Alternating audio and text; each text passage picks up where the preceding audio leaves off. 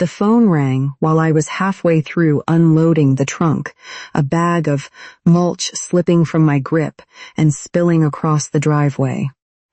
I left it there, balancing the phone between my shoulder and my ear, thinking it was the office about the closing on the East Shore property. It wasn't. It was the receptionist at the physical therapy clinic in downtown New Haven. Mrs. Mills? We're just confirming the evaluation for your mother tomorrow morning at 8 long, she said. I stopped moving. I looked at the mulch on the pavement and then back at the house. Tomorrow? No, that's not right. It's Friday. We talked about Friday. I have it here as Wednesday, the woman said. Her voice was polite, but had that flat, final quality of someone who knows their computer screen is the only truth that matters. The request came in from the primary contact. Casey Mills moved the appointment up. I didn't ask why. I just told her I'd check and called her back, but as soon as I hung up, I felt that familiar, tight heat in my chest. I walked into the kitchen, where Matthew was sorting through a stack of files for work, his glasses sliding down his nose. Casey moved Mom's evaluation to tomorrow morning, I said. Matthew didn't look up. Did he? He did. The clinic just called. I thought we agreed on Friday because that's when I can actually get her there without taking a half day. He probably just saw an opening, Matthew said. He finally looked at me, but his eyes were distant, already retreating. You know how he gets when he thinks things are moving too slowly. He just wants her getting better. I'm the one who has to drive her, Matthew. If it's 8:00 a.m., I have to leave by 7:15. I have a closing at 10 like 10. Maybe you can just shift things around? I stared at him. Matthew was a good man, and he'd been a rock when our father died. But he had this way of disappearing whenever Casey started rearranging our lives. It was usually because Casey had the grandkids on his side, and Matthew lived in a state of constant, quiet terror that one wrong word would mean fewer weekends with the kids. I can't shift a closing, I said, and I didn't even know the appointment was moved. He probably mentioned it, Matthew suggested. Maybe in the group text? I scrolled through the messages on my phone. There was a photo of a dog, a question about Sunday dinner, and a long rant from Casey about the union's new health plan. Nothing about the clinic. I remember Casey helping me move the heavy dresser into Mom's room last winter. How he'd just stepped in and did the lifting without being asked. He'd been the one to stay overnight at the hospital during her pneumonia scare too. That was the problem. He did the big, visible things, and then he used that as a license to decide the small, invisible things, like when the doctor's visits happened, without telling me. I didn't call Casey back right away. I just went back outside and started scooping the mulch back into the bag with my bare hands. I told myself I'd just figure it out. I'd call my assistant, move the closing to 11:00, and deal with the stress of it. It was easier than having a conversation where I had to explain why I was upset about a schedule I wasn't allowed to manage. I went inside and sent a short text to Casey. The clinic called about tomorrow. I'll make it work, he replied 3 minutes later. Great. Thanks for handling it. I spent the rest of the evening trying to rearrange my morning. I called my assistant, Sarah, who sounded stressed because the East Shore buyers were already pushing for an earlier time.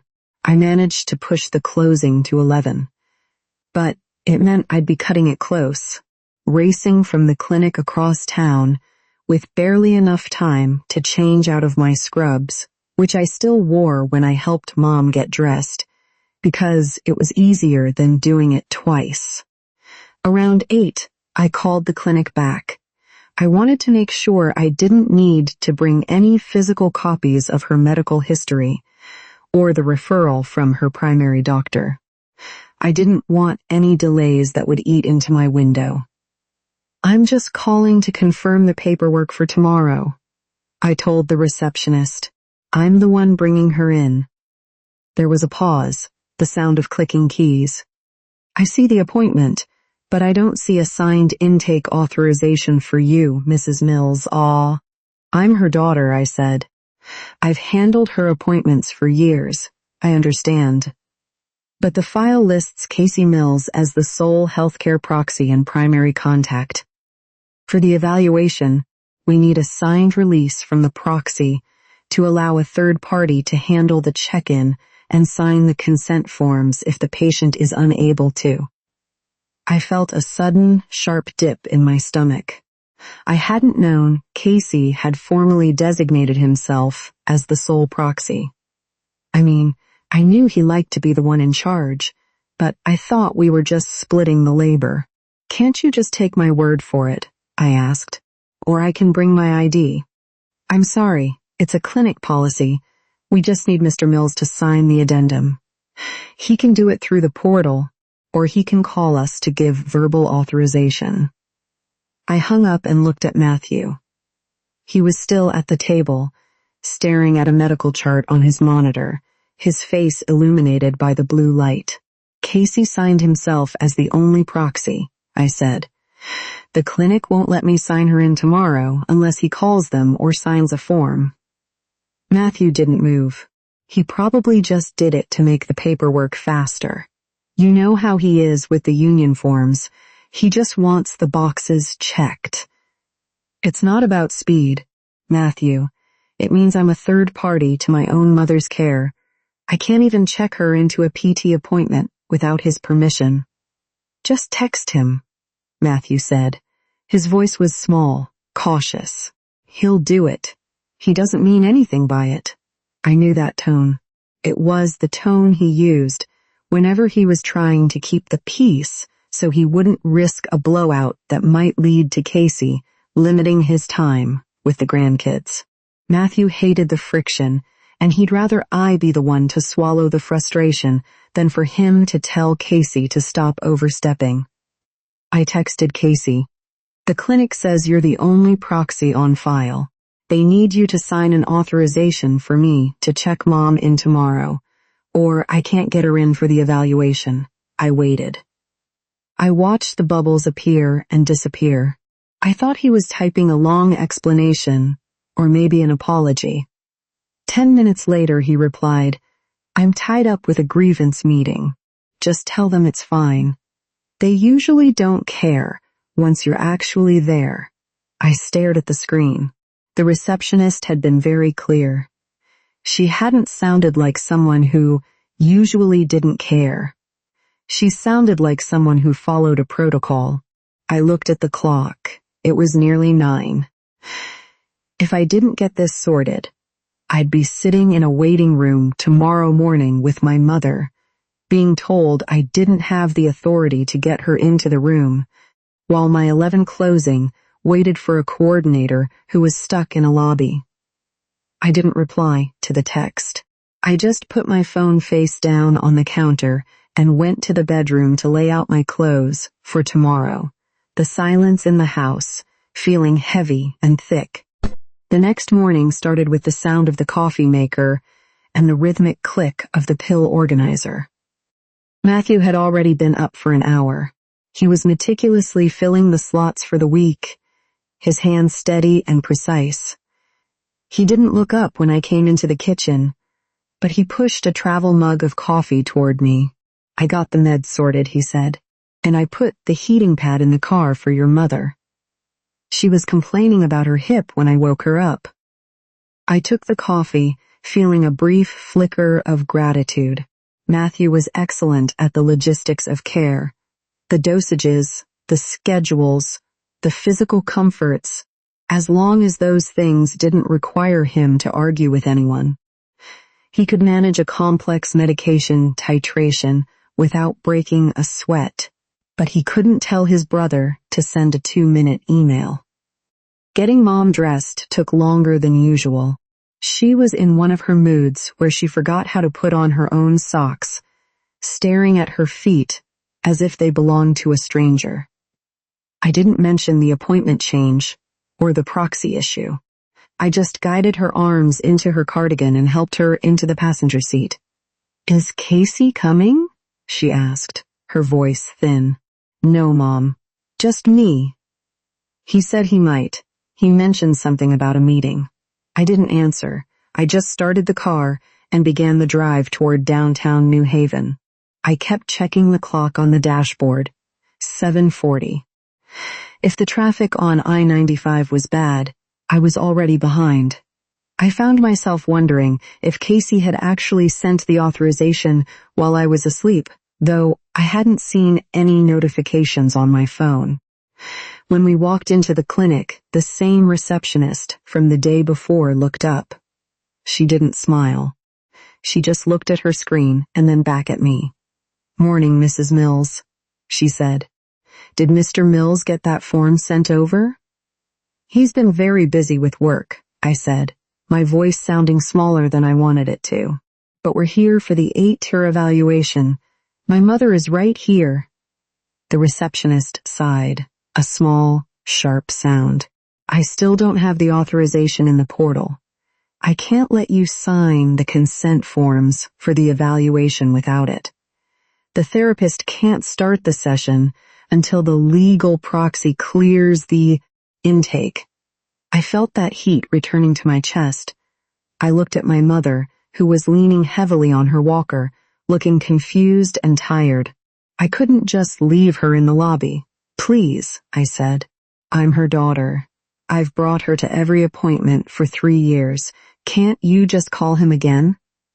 "I can try," the woman said, but he didn't answer the last time we tried to reach him for the schedule change.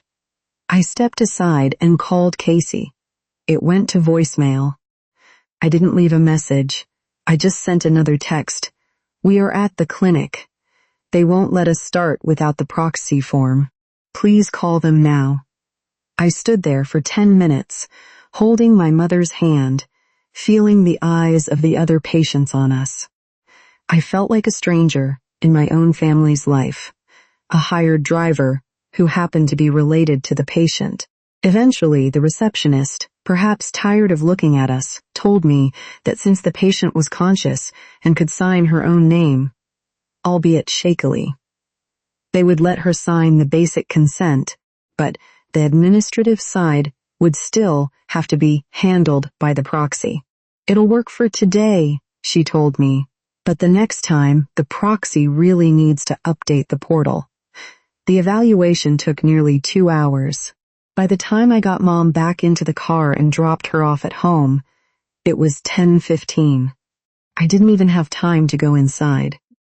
I drove straight to the East Shore property, my heart hammering against my ribs. I pulled into the driveway of the closing just as the buyers were stepping out of their SUV. I climbed out of the car, my scrub still clinging to me, smelling of clinic disinfectant and old age. I smoothed my hair with my hand and forced a professional smile, though my hands were still shaking. As I walked toward the front door, my phone buzzed in my pocket. It was a text from Casey. "Just saw your message. I thought you handled it. I'll look at the portal this weekend." I stood there in the driveway, staring at the text, while the buyers waited for me to lead them inside. I could feel the scrub fabric clinging to my lower back, a damp patch of sweat forming where the humidity of the morning had already won. I didn't reply to Casey. I just shoved the phone into my pocket and walked up the steps, trying to project the kind of confidence that makes people feel their 30-year mortgage is in safe hands. "Everything okay, Mrs. Mills?" the woman asked. She was looking at my clothes with a polite, confused squint. "We didn't realize you were coming from a medical appointment. Just a family thing," I said, my voice sounding thin. "Sorry about the attire. Let's get you inside to the table." The closing went fine, though I felt a strange, floating detachment from the whole process. I watched myself hand over the keys and sign the documents, But a part of me was still back in that clinic lobby, feeling the weight of my mother's hand in mine and the flat indifference of the receptionist. I kept thinking about the $140 evaluation fee, when the receptionist had told me there was a discrepancy with the insurance on file, the insurance Casey had updated 2 months ago. I hadn't called him. I hadn't had time. I just swiped my own visa because I wanted to get Mom out of there, and I wanted to get to this house before the buyers decided I was too unprofessional to handle their closing. I drove home in silence, the air conditioner blasting against my face. When I walked through the door, Matthew was in the living room, reading a journal on his tablet. He looked up and gave me a small, tentative smile. "How did it go?" he asked. "The closing was fine," I said. I went straight to the laundry room and peeled off the scrubs, dropping them into the hamper with a wet thud. I had to pay the evaluation fee out of pocket. The insurance Casey put in the system didn't clear. Matthew shifted on the sofa. "He'll pay you back. You know Casey. He just gets distracted with the union stuff. It's not about the money, Matthew. It's about the fact that I'm the one standing in the lobby paying for things because he's the only one with the authority to fix the paperwork." "He does a lot for her," Matthew said, softly. "The overnight stays, the heavy lifting. He's a bit blunt with the admin side." "Blunt isn't the word for it," I said. I walked back into the living room and sat down in the chair opposite him.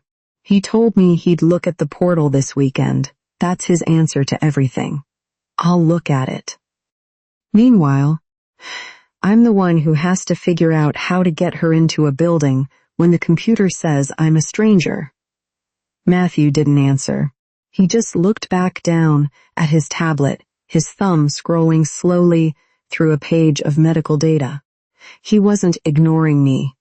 Exactly. He was just retreating into the safety of a world where things were categorized and analyzed rather than argued about.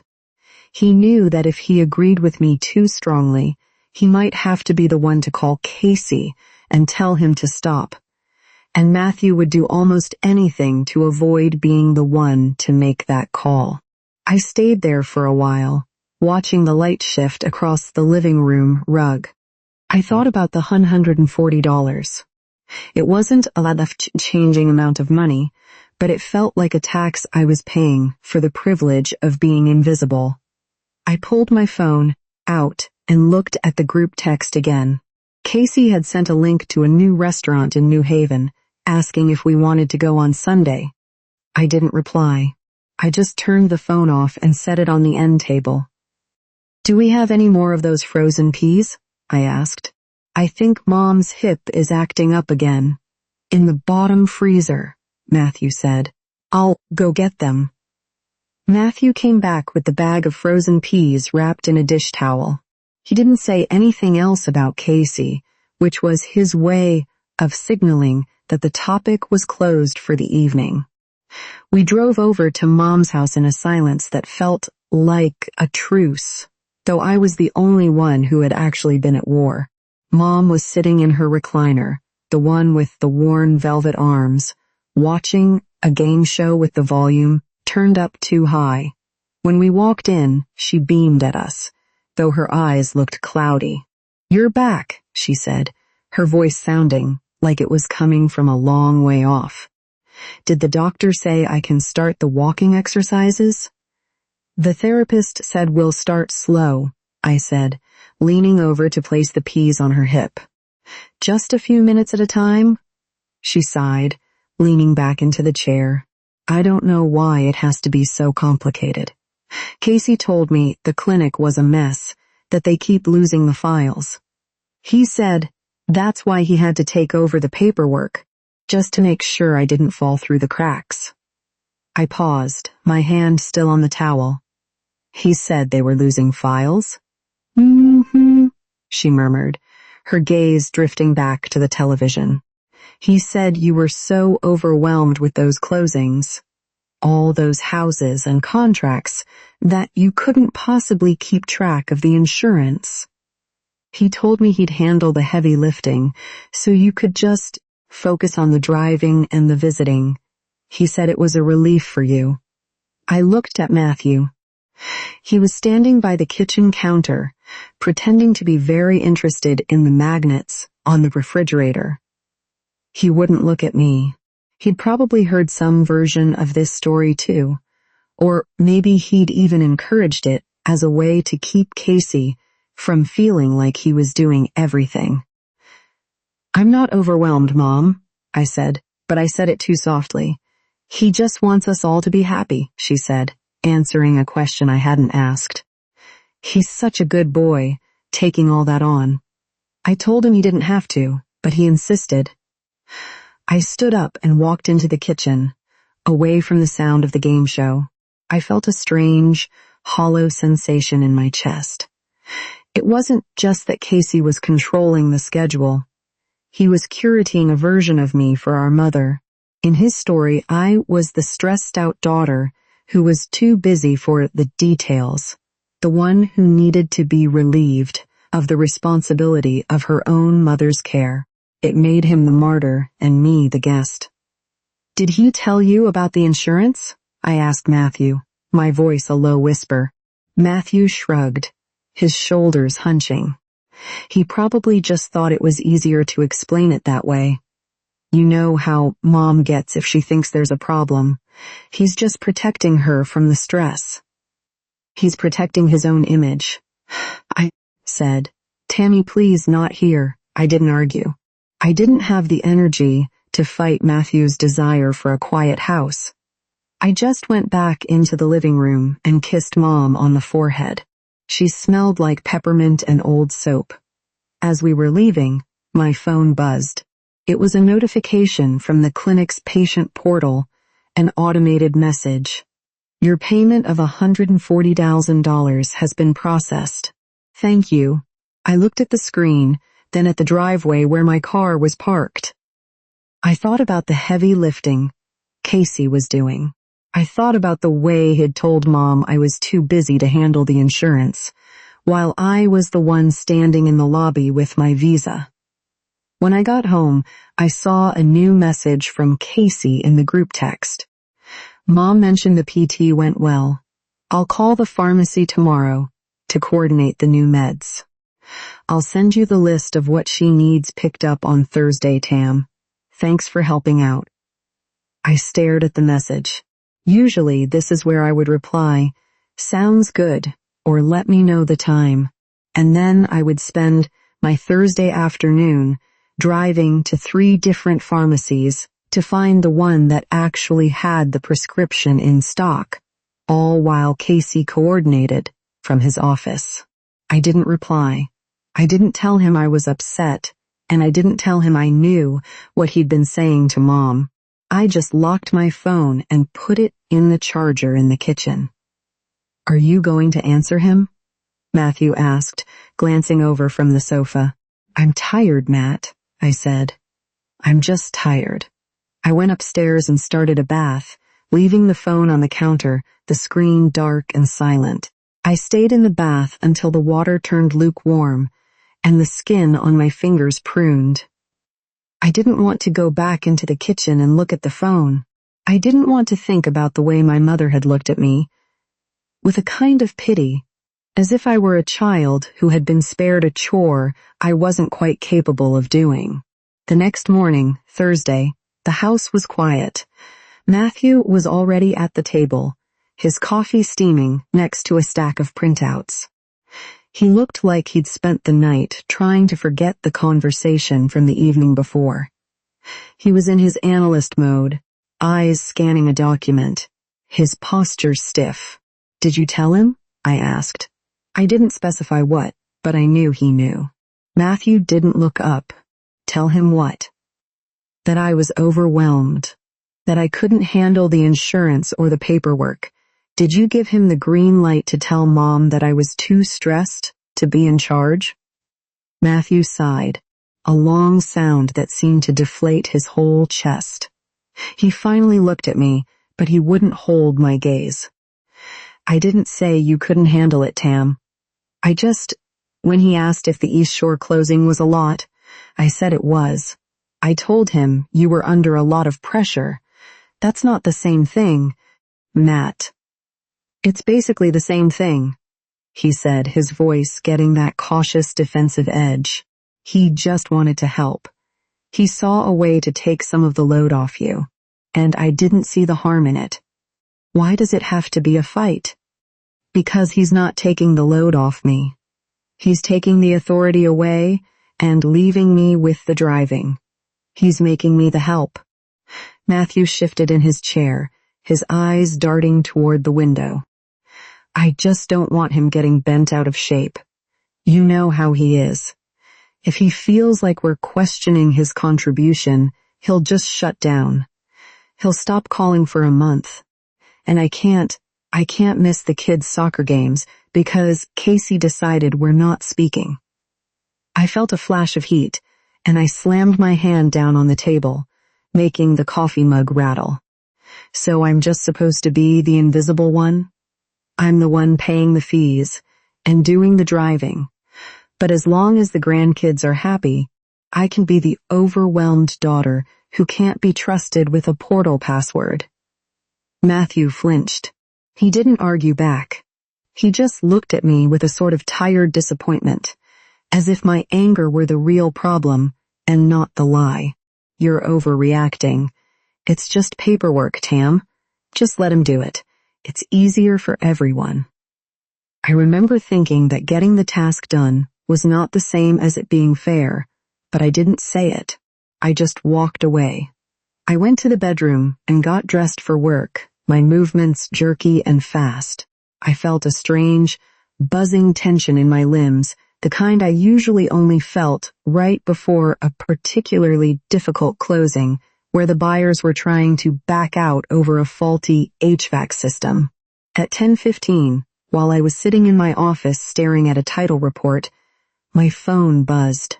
It was the group text. Casey, coordination done. Mom needs the new blood pressure meds from CVS on Main and the hip cream from the Walgreens on the corner.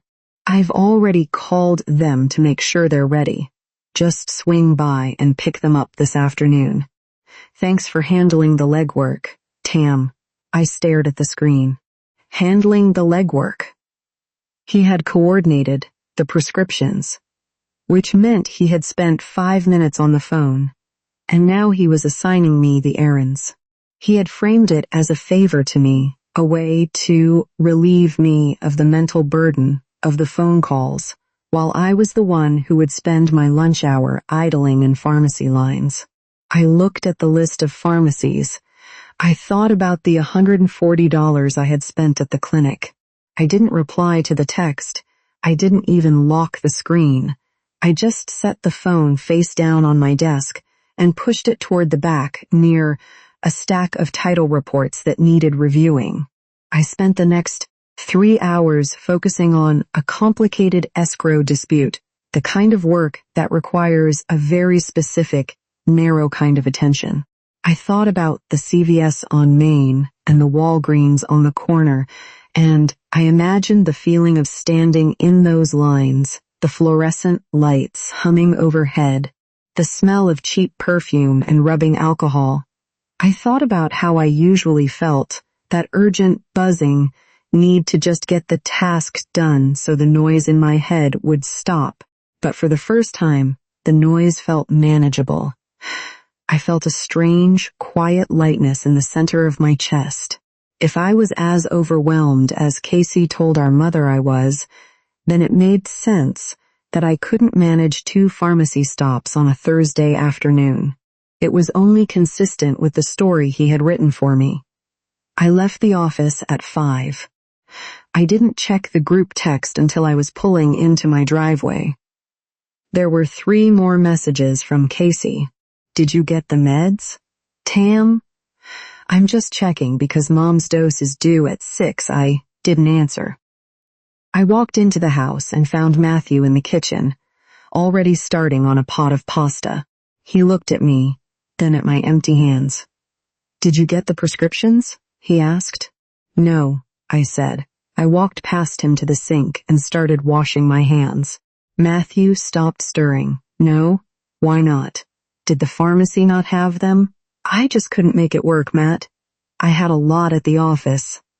But you always figure it out, he said. He sounded confused, almost worried. Did something happen? Nothing happened, I said. I dried my hands on a towel. I just didn't go. Matthew looked at the phone on the counter. Casey's going to be upset. He coordinated everything. He probably thinks they're already at the house. Then he can coordinate a way to get them there, I said. I went into the living room and sat down. I didn't feel angry, and I didn't feel triumphant. I just felt tired in a way that felt honest. I heard my phone buzz on the counter in the other room. Then it buzzed again and again. A few minutes later, Matthew came into the room. He was holding his own phone, his face tight. Casey's calling me. He's frantic. He says Mom is asking for her blood pressure pill, and he can't believe you just forgot.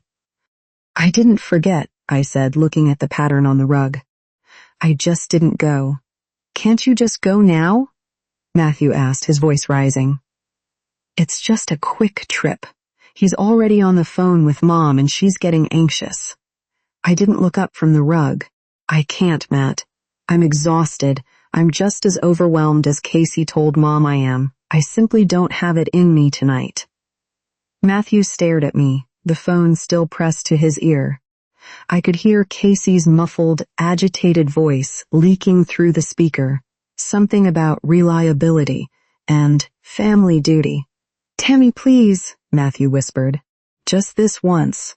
I'll handle the next few. No, I said. It was a small word, but it felt like a solid piece of furniture being moved into place. He coordinated the meds. He knows exactly where they are. He can coordinate the pickup. Matthew looked at the phone, then back at me.